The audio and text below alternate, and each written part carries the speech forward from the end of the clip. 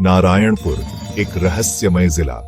यह जिला छत्तीसगढ़ राज्य के दक्षिणी हिस्से में स्थित है और अपनी अनूठी विशेषताओं के लिए जाना जाता है। छत्तीसगढ़ के दक्षिण में बसा हुआ है नारायणपुर जिला। यह जिला अपने प्राकृतिक सौंदर्य और सांस्कृतिक धरोहर के लिए प्रसिद्ध है। यह बस्तर संभाग का एक हिस्सा है। बस्तर संभाग अपने घने जंगलों और विविध जनजातीय संस्कृति के लिए जाना जाता है। घने जंगल, ऊंची पहाड़ियां और नदियां इस क्षेत्र की सुंदरता को बढ़ाते हैं। यहाँ की हरियाली और प्राकृतिक दृश्य मनमोहक हैं। यहाँ की प्राकृतिक संपदा अद्भुत है।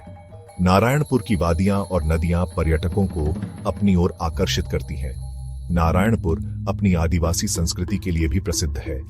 यहाँ के आदिवासी नृत्य और हाट बाजार इस क्षेत्र की सांस्कृतिक धरोहर को दर्शाते हैं। यहाँ गोंड, मारिया और हल्बा जैसी जनजातियां निवास करती हैं। इन जनजातियों की जीवन शैली और परंपराएं अनूठी हैं। नारायणपुर का इतिहास बहुत पुराना है। यहाँ के प्राचीन खंडहर और ऐतिहासिक अवशेष इस बात के साक्षी हैं। यह क्षेत्र प्राचीन काल से ही आबाद रहा है। यहाँ के पुरातात्विक स्थल और प्राचीन बस्तियां इस बात का प्रमाण है। यहाँ के इतिहास में कई राजवंशों का शासन रहा है। इन राजवंशों ने यहाँ की संस्कृति और परंपराओं को समृद्ध किया है। हर काल ने नारायणपुर को अपनी संस्कृति और परंपराओं से समृद्ध किया है। यहाँ के सांस्कृतिक उत्सव और पारंपरिक शिल्प इस बात का प्रमाण है। यह जिला अपने अतीत के गौरव को संजोए हुए है। यहाँ के ऐतिहासिक स्थल और धरोहरें इस बात का प्रमाण है। साथ ही यह विकास की राह पर भी अग्रसर है। यहाँ के आधुनिक बुनियादी ढांचे और निर्माण कार्य इस बात का प्रमाण है। शिक्षा, स्वास्थ्य और रोजगार के क्षेत्र में लगातार प्रगति हो रही है। यहाँ के स्कूल, स्वास्थ्य सुविधाएं और रोजगार के अवसर इस बात का प्रमाण है। नारायणपुर का भविष्य उज्जवल है। यहाँ की योजनाएं और विकास कार्य इस बात का संकेत देते हैं कि यह जिला आने वाले समय में और भी प्रगति करेगा। प्राचीन काल इतिहास के पन्नों से। इतिहास के पन्नों में झांकते हुए हम नारायणपुर की अद्भुत यात्रा पर निकलते हैं। नारायणपुर का इतिहास प्राचीन काल से जुड़ा हुआ है। यह क्षेत्र अपने समृद्ध सांस्कृतिक और ऐतिहासिक धरोहर के लिए प्रसिद्ध है। माना जाता है कि यह क्षेत्र रामायण और महाभारत काल से भी पुराना है। यहाँ की भूमि ने कई ऐतिहासिक घटनाओं को देखा है। यहाँ से मिले पुरातात्विक अवशेष इस बात की गवाही देते हैं। खुदाई में मिले अवशेष हमें उस समय की जीवन शैली और संस्कृति की झलक दिखाते हैं। प्राचीन शिलालेख, मंदिरों के अवशेष और मूर्तियां हमें अतीत की झलक दिखाते हैं। ये अवशेष हमें उस समय की धार्मिक और सामाजिक संरचना के बारे में बताते हैं। कई इतिहासकारों का मानना है कि नारायणपुर कभी मौर्य साम्राज्य का हिस्सा था। मौर्य साम्राज्य के दौरान यहाँ की संस्कृति और व्यापार में काफी उन्नति हुई। बाद में यह क्षेत्र वाकाटक, गुप्त और चालुक्य राजवंशों के अधीन रहा। इन राजवंशों के शासनकाल में यहाँ कला और स्थापत्य कला का विकास हुआ। इस दौरान यहाँ कला, संस्कृति और व्यापार का विकास हुआ। प्राचीन व्यापार मार्गों के माध्यम से यहाँ की वस्तुएं दूर दूर तक पहुंचती थीं। प्राचीन ग्रंथों में भी नारायणपुर क्षेत्र का उल्लेख मिलता है।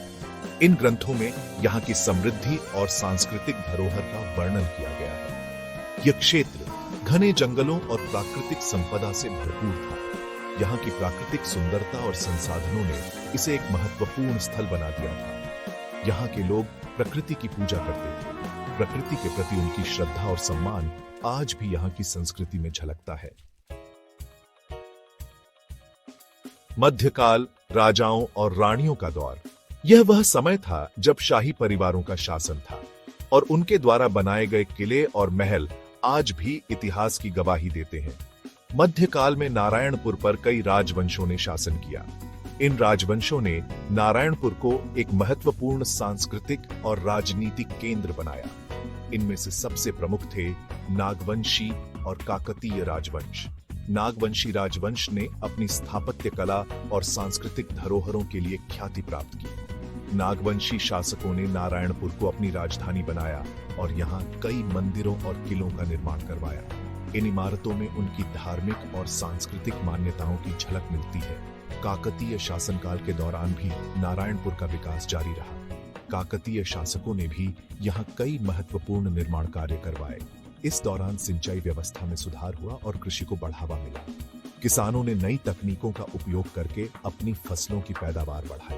काकतीय शासकों ने यहाँ कई जलाशयों और तालाबों का निर्माण करवाया। इन जलाशयों ने न केवल जल संरक्षण में मदद की, बल्कि कृषि को भी समृद्ध बनाया। मध्यकाल में नारायणपुर व्यापार का एक महत्वपूर्ण केंद्र बन गया था। यहाँ के बाजारों में विभिन्न प्रकार की वस्तुएं बेची और खरीदी जाती थी। यहाँ से लोहा, लकड़ी और जड़ी बूटियों का व्यापार होता था। व्यापारी दूर दूर से यहाँ आते थे और अपने सामान का आदान प्रदान करते थे। इस दौरान यहाँ इस्लामी संस्कृति का भी प्रभाव पड़ा। इस्लामी स्थापत्य कला और संस्कृति ने नारायणपुर की विविधता में एक नया आयाम जोड़ा। अंग्रेजों का आगमन, एक नए युग की शुरुआत। 18वीं सदी के अंत में नारायणपुर ब्रिटिश शासन के अधीन आ गया। अंग्रेजों ने यहां अपनी प्रशासनिक व्यवस्था स्थापित की। उन्होंने नारायणपुर को बस्तर रियासत में शामिल कर लिया। अंग्रेजों के शासनकाल में नारायणपुर में कई बदलाव हुए। उन्होंने यहां सड़कों, स्कूलों और अस्पतालों का निर्माण करवाया। लेकिन अंग्रेजों ने यहां के प्राकृतिक संसाधनों का दोहन भी किया। अंग्रेजों के खिलाफ नारायणपुर के लोगों ने कई विद्रोह किए। 1857 के स्वतंत्रता संग्राम में भी यहां के लोगों ने बहादुरी से लड़ाई लड़ी। भारत के स्वतंत्रता संग्राम में नारायणपुर के लोगों ने बढ़ चढ़कर हिस्सा लिया। यहां के आदिवासी नेताओं ने अंग्रेजों के खिलाफ मोर्चा खोला। वीर गुंडाधुर, शहीद वीर नारायण सिंह जैसे वीरों ने अपनी शहादत देकर नारायणपुर का नाम रोशन किया। नारायणपुर के लोग महात्मा गांधी के विचारों से भी प्रभावित हुए। उन्होंने असहयोग आंदोलन और भारत छोड़ो आंदोलन में बढ़ चढ़कर भाग लिया। स्वतंत्रता संग्राम के दौरान नारायणपुर के लोगों ने अदम्य साहस और देशभक्ति का परिचय दिया। सेक्शन 6, स्वतंत्रता के बाद विकास की राह पर।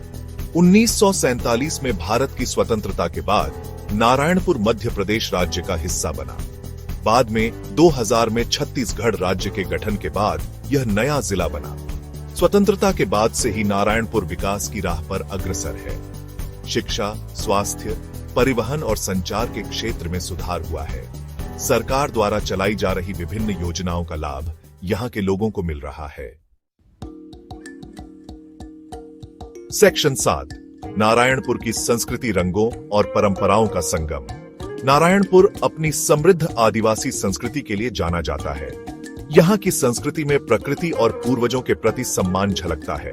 यहाँ के लोग त्योहारों को बड़े उत्साह से मनाते हैं। नारायणपुर में कई आदिवासी नृत्य प्रसिद्ध हैं। इनमें से कुछ प्रमुख नृत्य हैं घोंचा, कर्मा और सरहुल। यहाँ के लोगों का पहनावा और खानपान भी उनकी संस्कृति को दर्शाता है।